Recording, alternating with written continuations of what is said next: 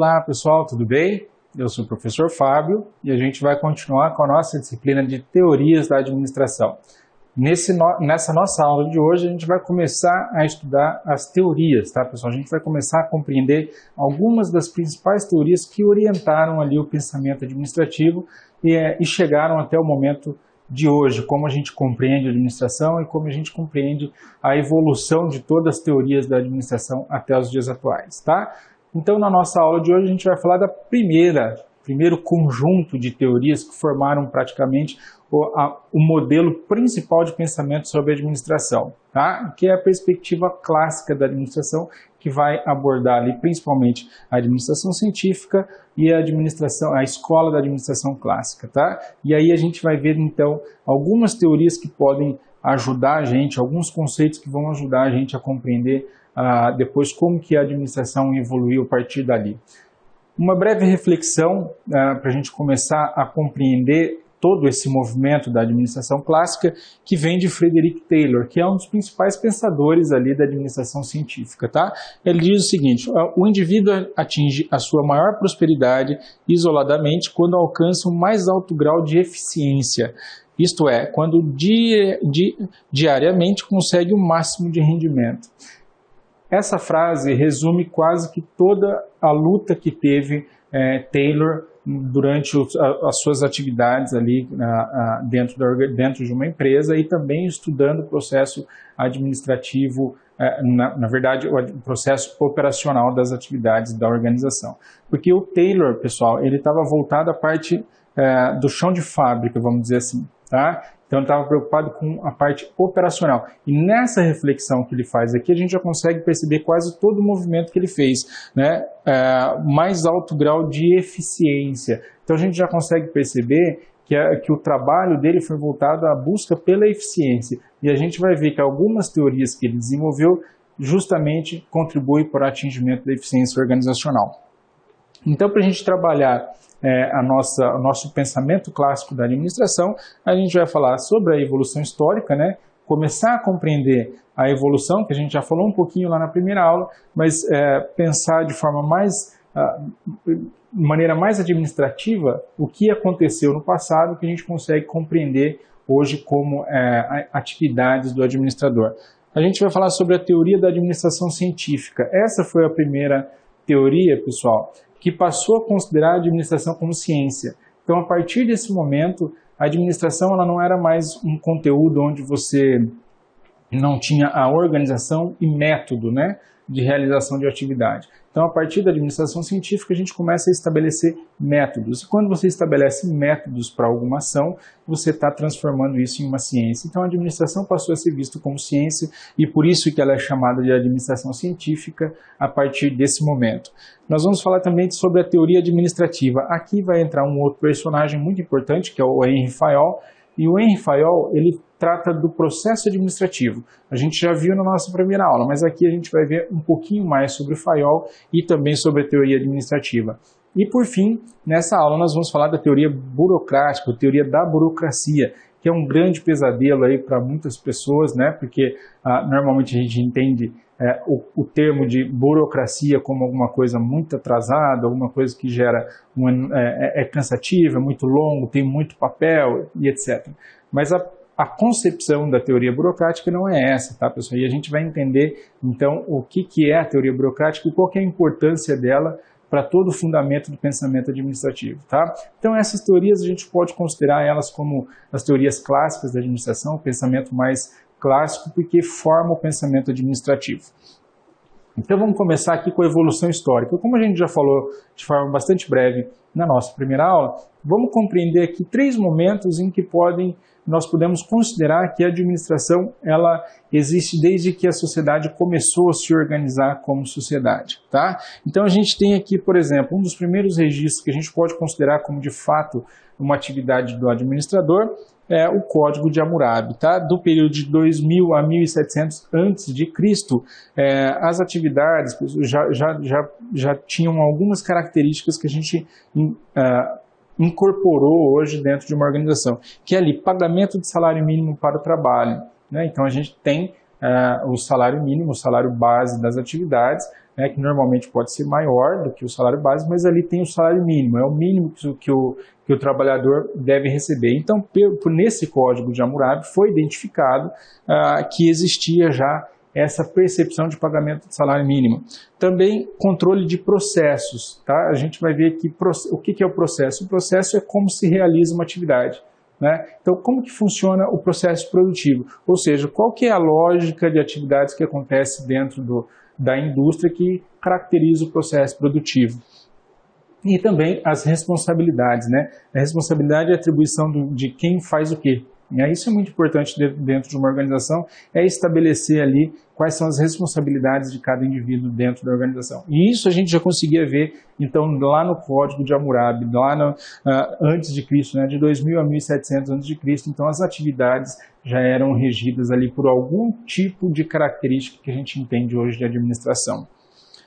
A China, por exemplo, é uma das responsáveis, tá, há mais de 3 mil anos que foi construída a Muralha da China, mas a China, por exemplo, no processo de construção da muralha, ela trouxe já inicialmente a concepção, não exatamente, mas a concepção de organização, cooperação, funções, procedimentos e técnicas de controle. Isso aqui parece o quê? Isso aqui está parecendo o processo administrativo de Fayol, não é? Onde a gente tinha ali o processo de organização, depois a cooperação, a gente pode entender como a direção das atividades, as funções, procedimentos e também a técnica de controle, né? Então, desde lá já era feito. Então, a gente consegue perceber que a administração ela é muito antiga, mas a percepção de administração como ciência ela é bastante nova. E também nós temos aqui, acho que uma das maiores influências da administração, além da área militar, é a Igreja Católica. A Igreja Católica ela é uma das maiores organizações do mundo, né? Não importa se visa lucro ou não, mas como a gente viu na primeira aula, a organização onde tem 2 ou mais pessoas a fim de um objetivo comum, certo? Então a organização, a Igreja Católica é uma das maiores organizações do mundo até hoje. Então o que ela trouxe para a administração? O que ela contribuiu para a administração, por exemplo?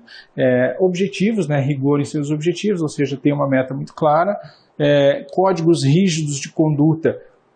Então a gente vai ver que essa característica se forma muito na administração burocrática, por exemplo. Tá? A gente vai ver que a administração burocrática ela traz muita regra de conduta, que é muito clara aqui também para a Igreja Católica. Então quem é praticante dessa religião consegue compreender o que a gente está falando, dada a rigidez de conduta.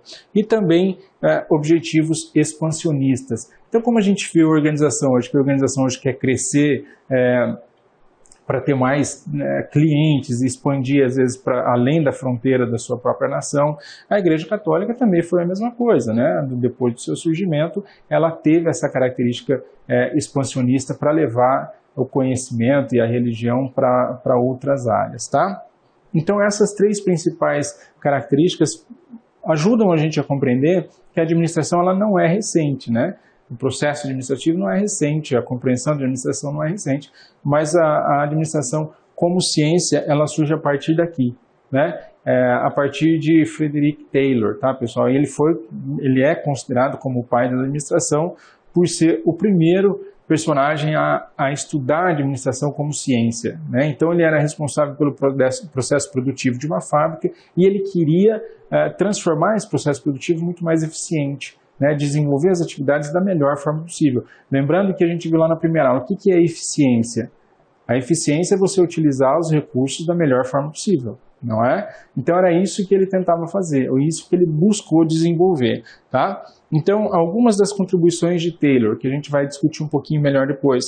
Altos salários e baixo custo de produção. Muito ao contrário do que às vezes algumas pessoas possam pensar, nessa época, que foi logo ali após a Revolução Industrial, no século XX, 1900 e alguma coisinha, ele já pensava que os funcionários, a parte operacional da indústria, deveria ter um alto salário, porque ele compreendia que esse alto salário poderia estimular, né? Não tinha ainda a compreensão de motivação, mas poderia estimular o funcionário a produzir mais. né? Então tinha que ter alto salário para o colaborador e redução de custo, né? Cortar o custo do processo produtivo, evitar perdas, evitar desperdícios, etc. Métodos para a realização da atividade, da tarefa. Então não seria mais realizada a atividade de forma aleatória, né?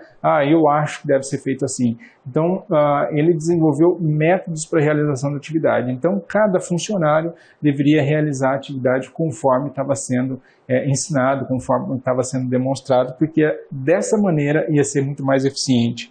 Seleção científica dos operários. O que isso está querendo dizer? Aqui começa então o processo onde a gente coloca cada funcionário em um determinado local, né? Você precisa contratar um funcionário adequado para a realização daquelas atividades, tá? Muitas vezes o indivíduo ele não está tecnicamente competente para realizar uma determinada atividade, mas ele pode realizar uma outra atividade. Então você precisa selecionar melhor os seus colaboradores para que eles consigam entregar o melhor produto possível para a empresa. Cooperação entre administração e operação. O Taylor, ele não estava preocupado com a administração, com a auto-administração.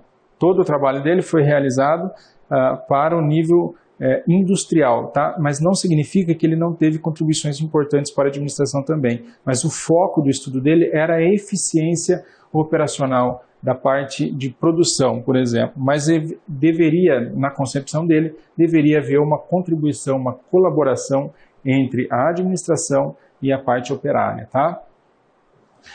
Uma das principais contribuições de Taylor, a gente considera aqui que é a organização racional do trabalho.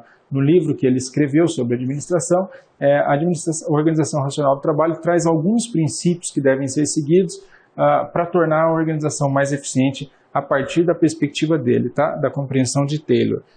Primeira coisa, estudo dos tempos e movimentos. Isso aqui ficou bastante conhecido, tá? Os estudos que ele realizava para os tempos e movimentos, que é o seguinte: de que maneira o operário pode realizar a sua atividade ao ponto de gastar o menor tempo possível, né? Então, por exemplo, quanto tempo ele gasta para apertar um determinado parafuso?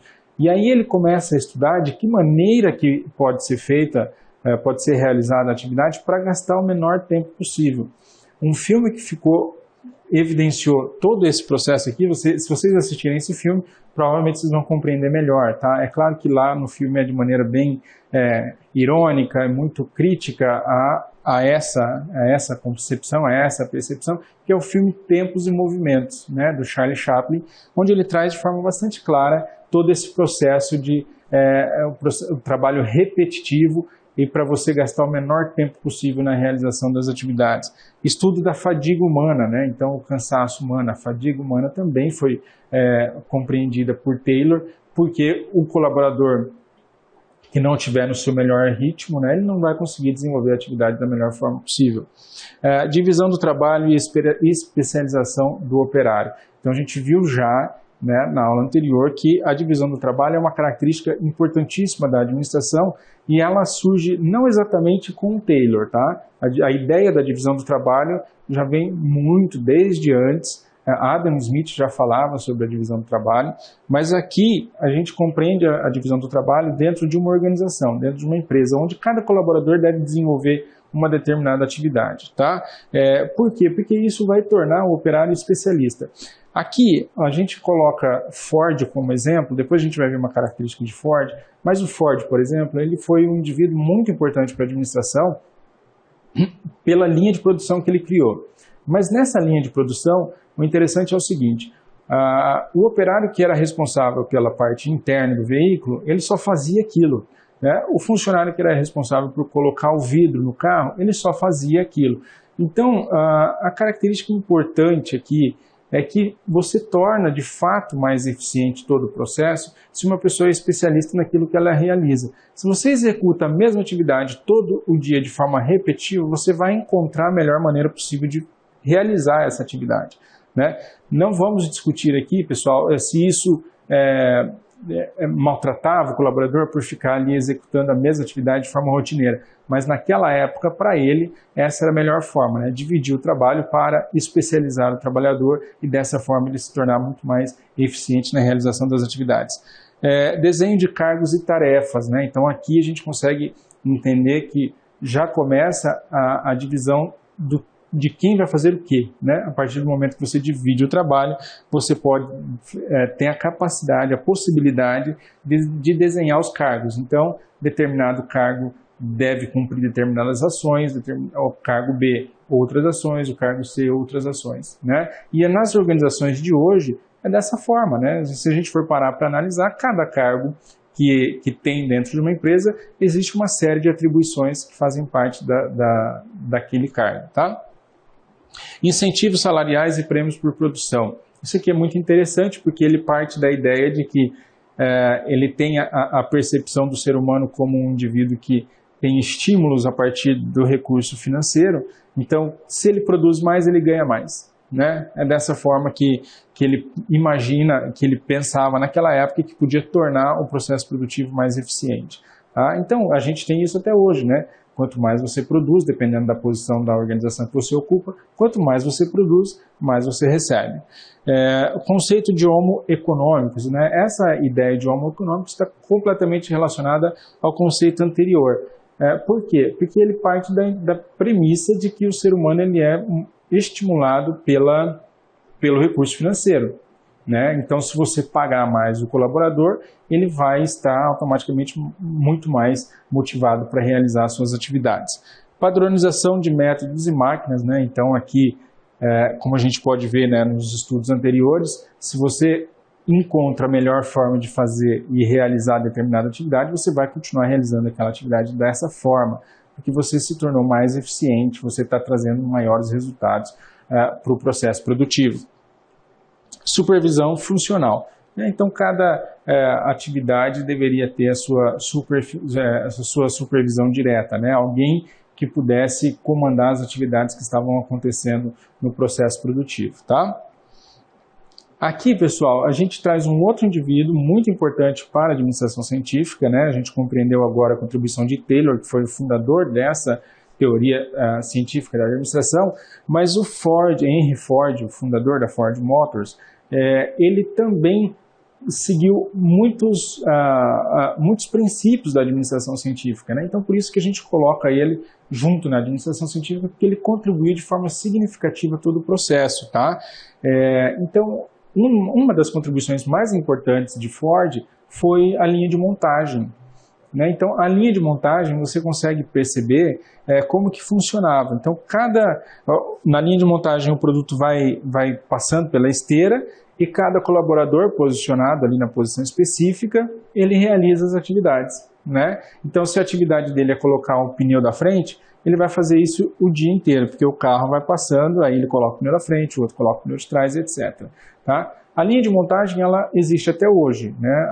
As montadoras de veículo funcionam da mesma forma, só que é muito mais robotizada. Então, a mão de obra humana, ela existe ainda dentro do processo produtivo de um automóvel, mas ela é praticamente zero. Tem fábricas, por exemplo, que utilizam o ser humano só para fiscalização, para verificar se está nos padrões de qualidade, né? Mas antigamente, se você for pesquisar como que era ali, você vai ver que a linha de produção tinha vários funcionários, onde cada um deles realizava uma atividade específica no decorrer do processo produtivo. E isso aumentou de forma significativa o volume de produtos fabricados e também o custo muito baixo, tá? Que uma das características importantes também de Ford é que ele considerava que os trabalhadores dele, os funcionários dele, deveriam ter a capacidade ou a condição, né, de comprar um veículo.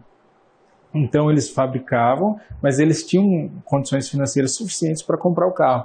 Tamanho era o preço, o baixo preço que tinha os veículos produzidos pelo Ford. E ele também trouxe a concepção da produção em massa, né? Produção em larga escala. Porque a partir do momento que você começa a trabalhar com a linha de montagem, você consegue produzir muito mais veículos, também dada a divisão de trabalho, a especialização do trabalhador. Tá?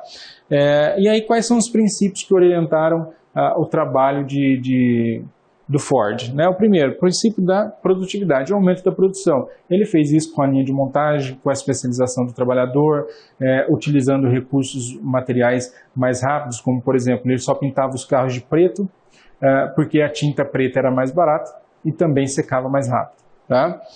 Princípio da intensificação, aumento do capital de giro, né, e baixa imobilização. Aqui a gente consegue pensar o seguinte, né, produz mais rápido, vende mais rápido e tenta manter uma quantidade mínima de estoque, né, porque estoque é só custo para a organização, estoque não vai gerar nenhum tipo de resultado. Então o importante é ter o mínimo de estoque possível. Princípio da economicidade, né? Redução do volume de matéria-prima. Então, ter ali de matéria-prima a quantidade necessária para o processo produtivo e não ficar acumulando, gerando estoque, que é um desperdício de dinheiro. E a gente passa agora, então, para a compreensão da teoria administrativa, né? Que aqui a gente começa a estudar a compreensão da administração, mas do nível mais elevado da auto-administração, tá? Porque Fayol, ele contribuiu para a administração, mas pensando na atividade do administrador em si, tá? Porque era um papel que ele realizava na fábrica que ele trabalhava. Então, ele começou a pensar na auto-administração, tanto que depois ele criou o processo administrativo, tá? Mas ele é responsável por esse tipo de estudo, esse tipo de percepção. Então, a gente sai do chão de fábrica de Ford e de Taylor e começa a pensar no que o administrador de fato faz, né? Como que o administrador pode realizar uma atividade de uma forma mais eficiente para obter melhores resultados, né? Então, qual é a percepção dele sobre a administração? A administração é uma função distinta das demais funções. Para ele, a administração era responsável pelas funções pelas outras funções organizacionais. Então, se a gente for colocar numa forma hierárquica, vinha a administração e depois da administração vinha as outras funções, como, por exemplo, a produção, a parte financeira, a parte de recursos humanos, etc. Então, para ele, a administração era a atividade ou a função mais importante dentro de uma empresa, tá? Um outro pensamento importante dele é que a administração é o processo de planejamento, organização, comando, coordenação e controle. Tá? Ele não tinha apenas 4 processos, como a gente viu.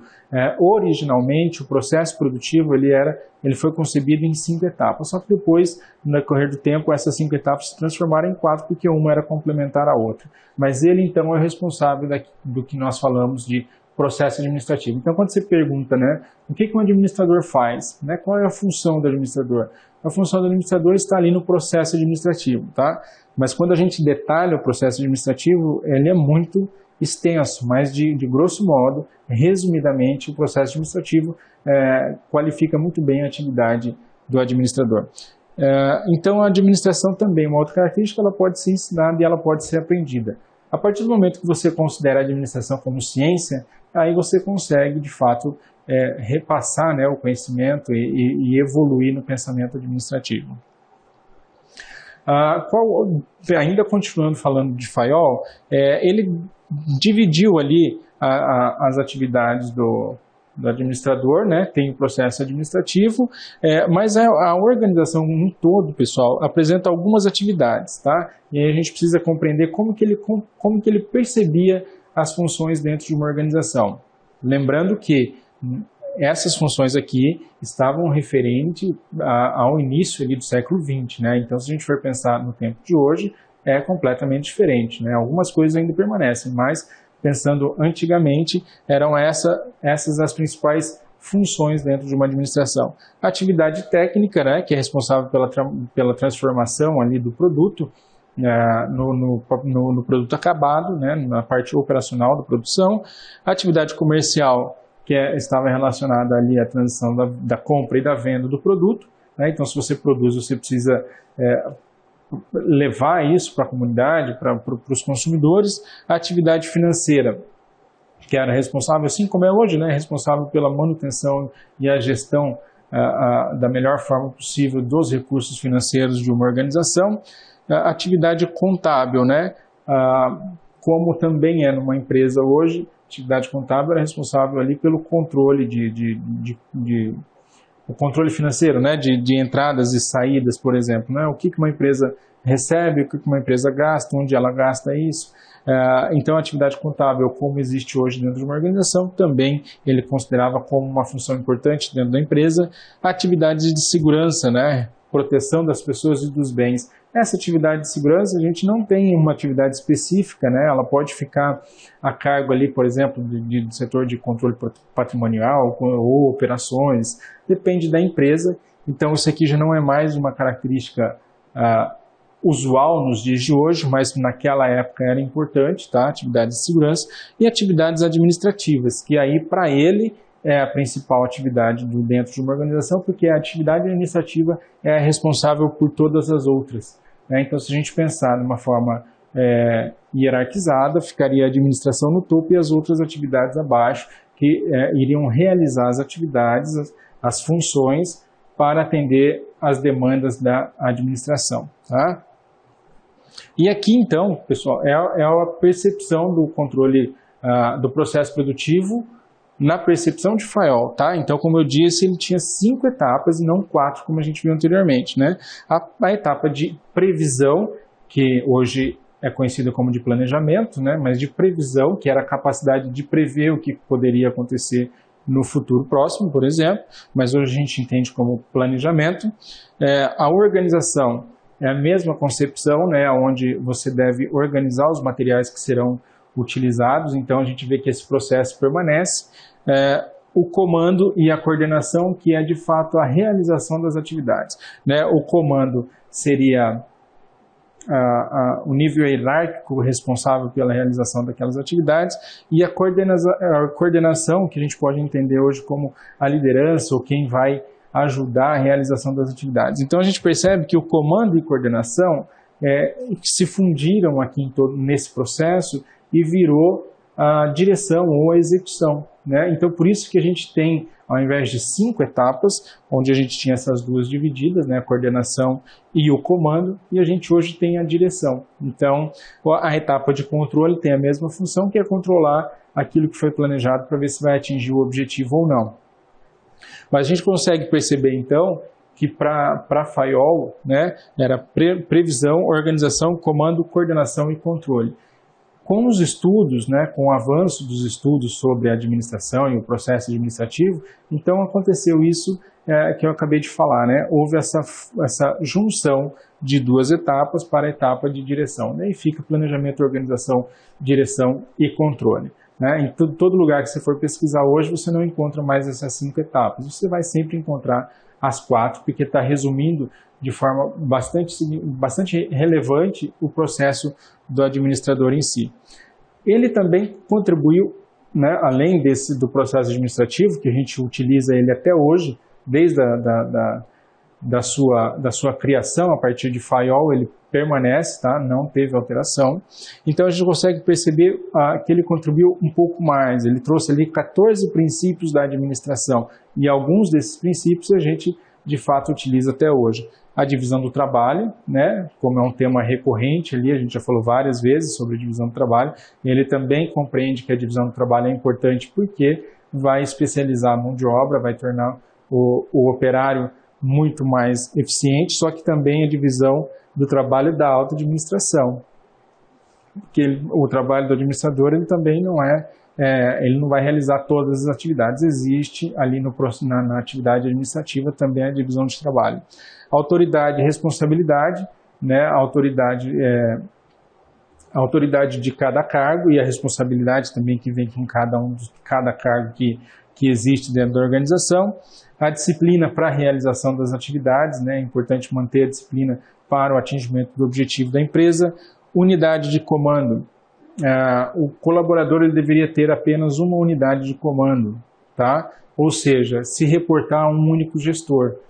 Por quê? Se o colaborador responde a mais de um gestor ao mesmo tempo, pode acontecer de ter informações cruzadas, por exemplo, né? Ou ordens cruzadas. Um gestor pede para fazer uma coisa, outro gestor pede para fazer outra e acaba tendo confusão. Então é importante que o colaborador tenha apenas uma unidade de comando, que ele responda a apenas uma unidade de comando. Unidade de direção, que daí para atingir o objetivo geral da empresa, precisa ter essa unidade de comando para o objetivo geral. Subordinação do interesse individual ao geral. O que isso quer dizer? Isso aqui é uma percepção interessante, porque isso aqui foi trabalhado depois em outras teorias também, tá? É muito natural, por exemplo, a empresa tem um interesse, a empresa tem um determinado objetivo, mas cada indivíduo que faz parte dessa organização também possui seu próprio interesse, os interesses pessoais, né? Então ele busca uma satisfação pessoal diferente daquela realização da organização, tá? Mas quando a gente pensa no contexto organizacional, o objetivo ou o interesse da organização deve se sobrepor ao interesse individual dentro da empresa. Então, por quê? Imagina se cada colaborador realizasse as atividades de acordo com o seu próprio interesse. A empresa nunca ia atingir os seus próprios objetivos, não é? Então, o interesse da organização, em busca dos resultados da organização, deve se sobrepor aos interesses individuais, né? O indivíduo não pode, colocar na frente os seus próprios interesses ao invés do interesse da empresa. Porque, por exemplo, também imagina o diretor de uma organização fazendo alguma negociação para a empresa e ele coloca ali os seus próprios interesses antes do interesse da empresa, né? Ele fecha um acordo baseado nos interesses próprios dele. A organização vai passar por algum tipo de problema, sem dúvida. Remuneração do pessoal, aqui também há uma concordância com a teoria anterior de que os indivíduos devem ser muito bem remunerados, porque isso traria um estímulo para a realização das atividades. Hierarquia, então a empresa deve ter um nível hierárquico muito bem estabelecido, né? Onde vai responder a uma cadeia de comando, vai responder a um único gestor. Então a hierarquia deve existir, deve ficar bem claro também para o funcionário o nível hierárquico. A equidade, na medida do possível, né? Os colaboradores deveriam ser tratados todos da mesma forma, sem nenhum tipo de diferenciação, né? Então, desde essa época, já se pensava nesse tipo de condição dentro do trabalho em uma organização. Espírito de equipe, né?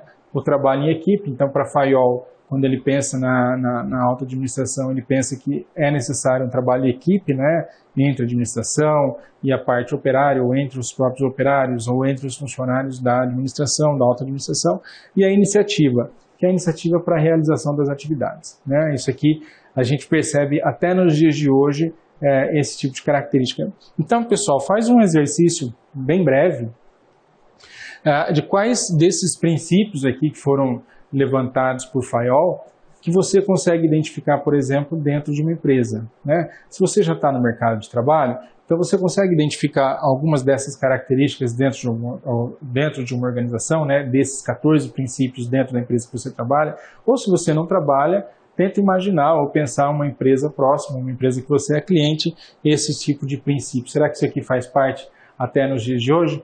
Com certeza faz, pessoal. Se não for todos, alguns desses pontos vão ficar muito bem claros dentro da organização que você for fazer a análise.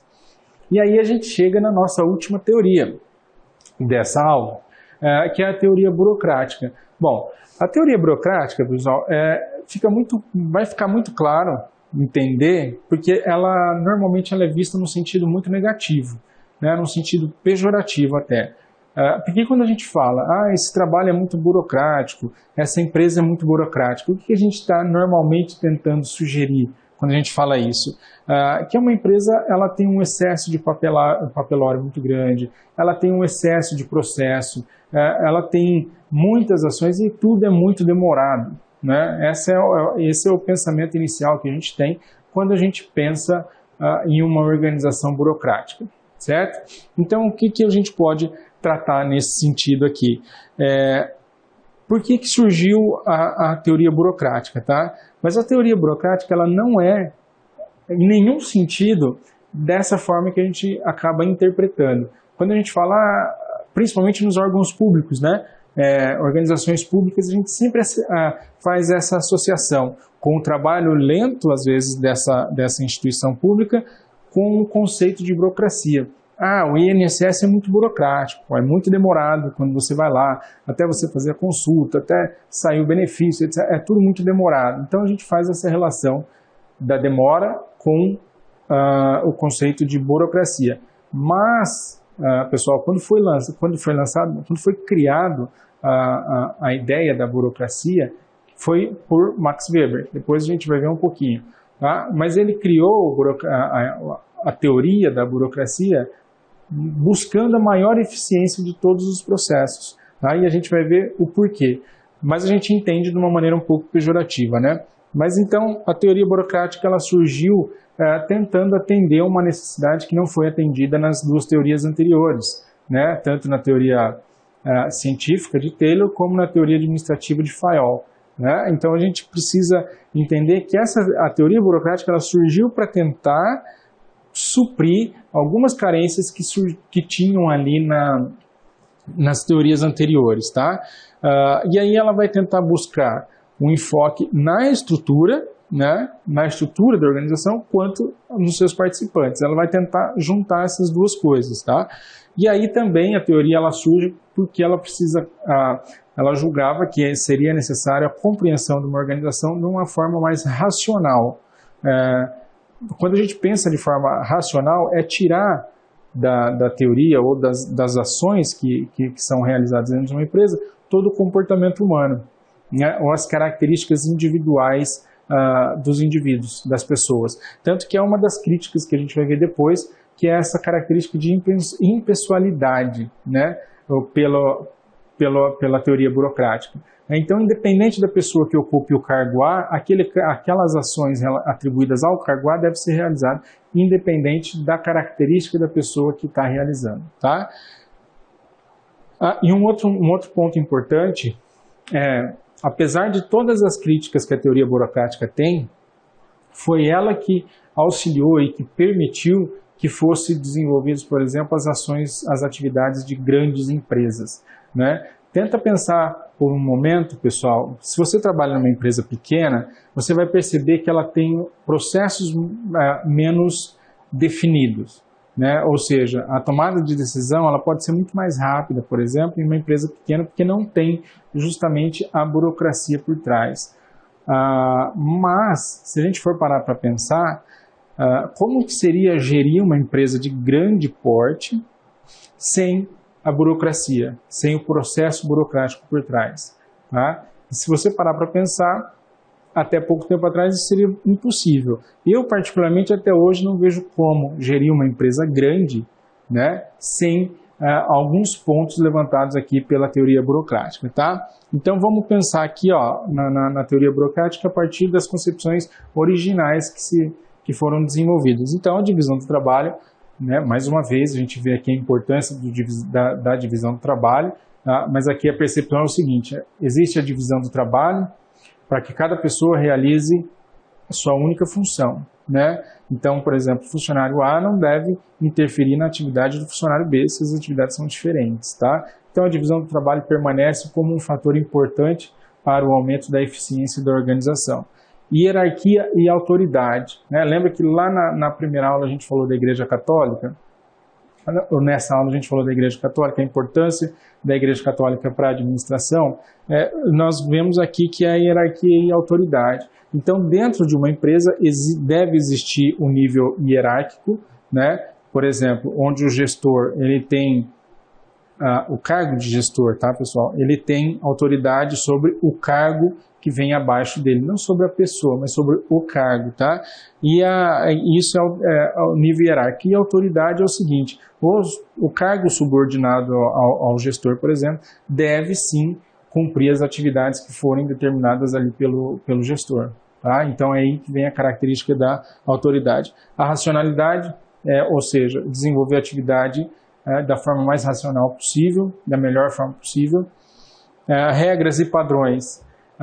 Aqui a gente vai ver que é uma característica muito forte da teoria burocrática no cumprimento de regras e padrões. Isso aqui normalmente acontece, só para dar um exemplo, quando você entra numa empresa nova, instituição bancária, eu já tive experiência nesse sentido, de quando você entra na empresa, você recebe um manual de conduta, né? Ou seja, eu não sei se hoje tem mais, mas na época que eu trabalhava em banco tinha, né, um manual de conduta, ou seja, quais são as regras que você deve cumprir, quais são os padrões que devem ser seguidos. Por exemplo, na época do banco só podia trabalhar de blazer, né, de terno. Então são características que você, ao entrar na organização, você recebe ali um manual de regras e condutas. O compromisso profissional, né, desenvolver a atividade profissional que você está desempenhando da melhor forma possível.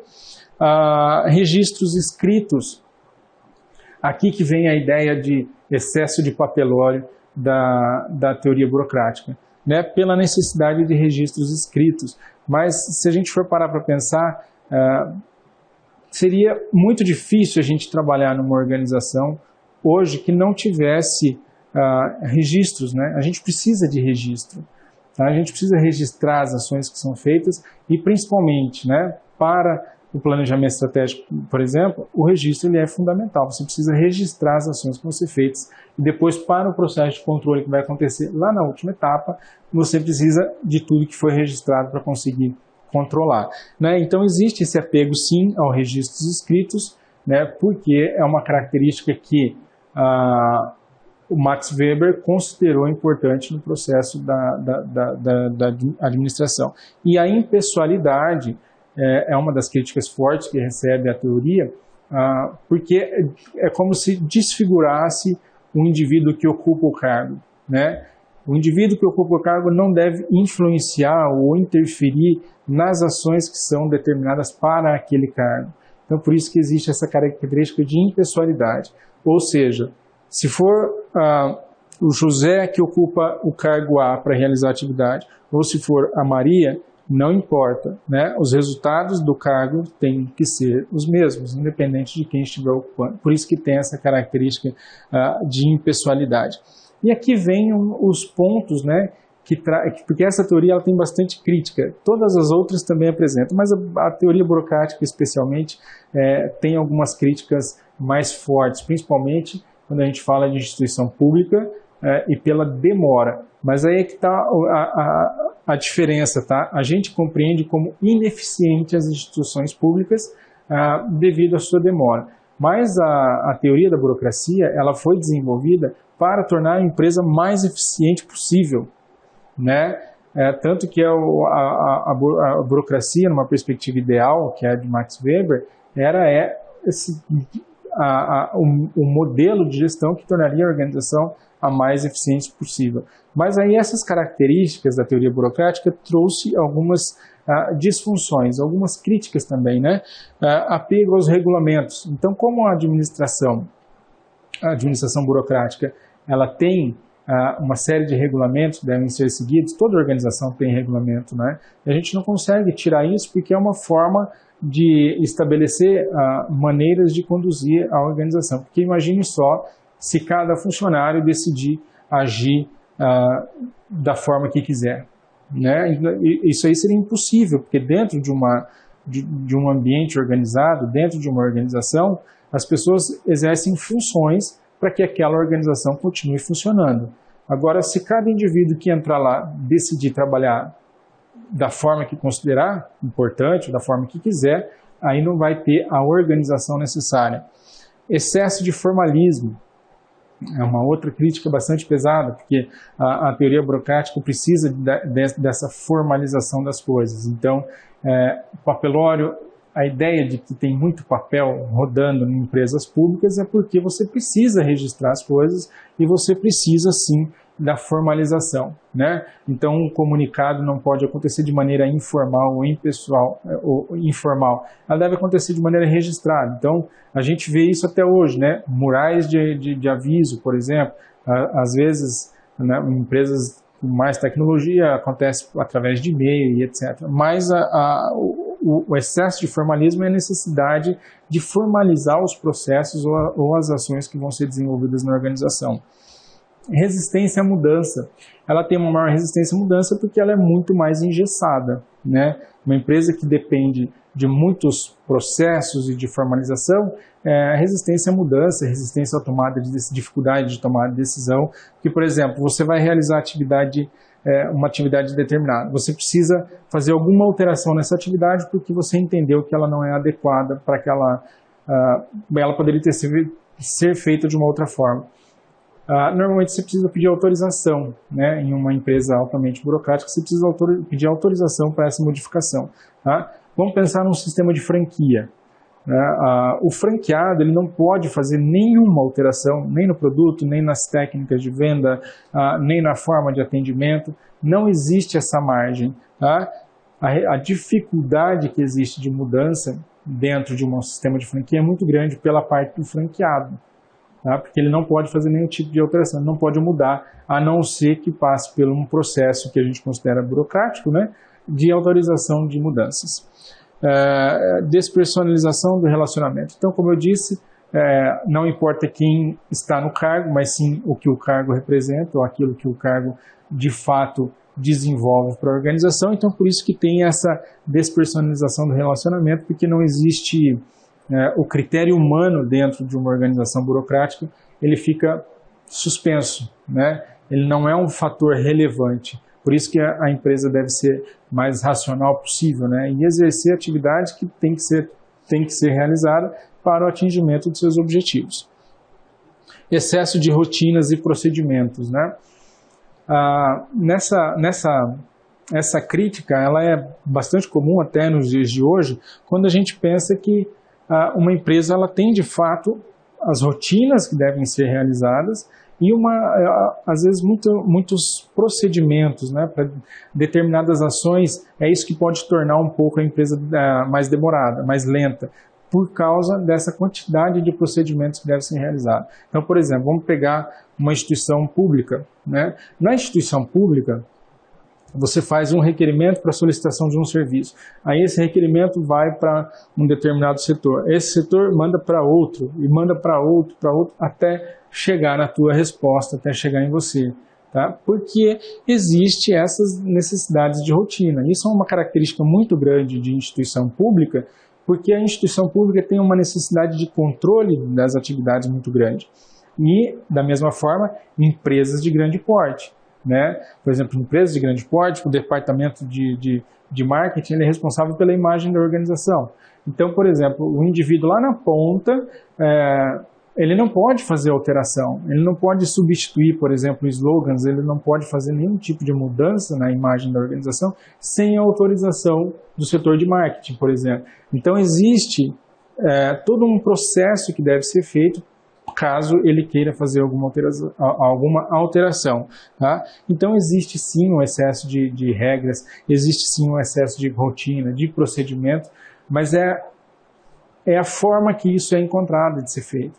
Né? Porque eu sempre falo, a norma ela é ruim, o procedimento ele pode ser ruim, porque pode tornar um pouco mais demorado, um pouco mais desgastante na realização das atividades, mas ele é necessário.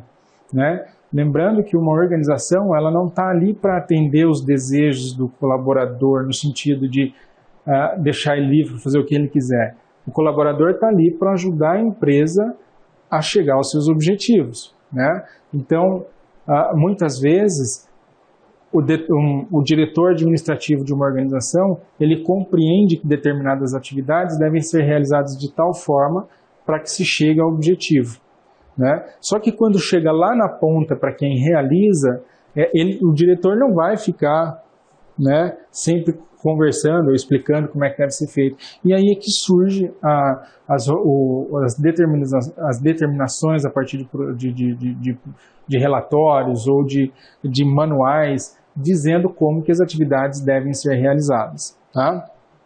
E excesso de autoridade.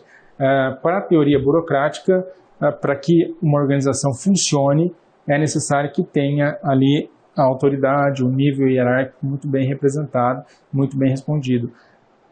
Vamos considerar que na época que surgiu a teoria burocrática da administração, a administração contava com uma série de níveis hierárquicos, tá, pessoal? Era gerente 1, gerente 2, gerente 3, supervisor 1, 2, 3, coordenador 1, 2, 3. Tinha níveis muito grandes, cada organização tinha muitos níveis hierárquicos. Depois aconteceu, ao longo do tempo, aconteceu um movimento da administração chamado downsize. Né? O que foi isso? Downsize, você achatou os níveis hierárquicos de uma organização. Então, muito provavelmente, na empresa tem o diretor, né? Depois vai vir o gerente funcional e as pessoas que realizam a atividade. Então, não existe mais uma camada muito grande de níveis hierárquicos, tá? Mas para a teoria da burocracia, isso era uma questão importante de que se existisse a autoridade a partir dos níveis hierárquicos, tá certo? Bom, pessoal, a gente vai chegando aqui ao final da nossa segunda aula da disciplina de teorias da administração e aqui a gente pôde compreender já de forma inicial 3 importantes teorias, né? A teoria científica, que deu pontapé ali para a compreensão da administração quanto ciência, a teoria administrativa, que teve ali Fayol como seu principal expoente, que trouxe ali o processo administrativo, né, para a gente compreender o processo administrativo, e aí, por fim, a teoria burocrática, que trouxe uma percepção diferente da administração para o atingimento dos objetivos e a trabalhar da melhor forma possível a partir da eficiência organizacional. Tá certo? Então a gente fica por aqui e eu espero você na nossa próxima aula.